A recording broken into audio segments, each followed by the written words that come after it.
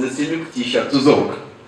okubaje ekiganiro eki ekikorirwe aho muri Muromba kyebembirwemo abahangu cyeka ombi kwati no kuranisa oburo banyomoro nakuterera isubu no hikakwenda mugiho yakursya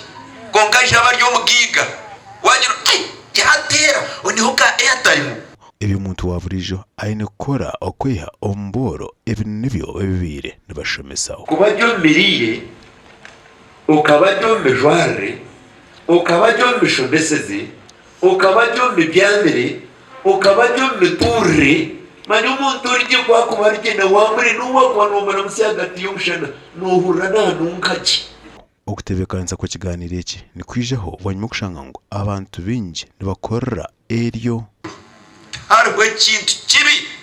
ngo muntu kwigwaho ibintu wabire yabireki omugande twazomburiza bumukabare omuri Nyabisirira town council district Nimbarara aba babonize town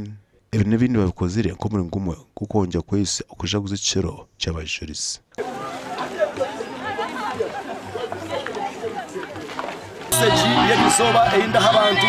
icyo kubanza ni wenda bandishika namwe ndishika nkadaniri ebiyarabiremu nishika basedwa kamisa kinabinego ebibarabiremu nshanga nguni 2020 nashobora ngo abantu bashimire kubana bamanya ngo ekintu kikwije mu kiceka cyabo cyabakige cyabo kandi nabo bakubeno babanza kutwara umushogo go kubanza kwatamu kandi abantu bakabasa kwerebera tensana n'abantu nano kwihongera ruhanga abuko baruhangani we buri kimwe abantu abaferire dini so abana kuba kwano bareba nkecho baba iga kandi bakora ibintu mutuma gukunda dini nukundi ihangari yabo kansera w'abakazi awarubaya Roida Muhimbura nawe aberaho umwanyogo bakaferito tweno abo kuba abija kutwasa bono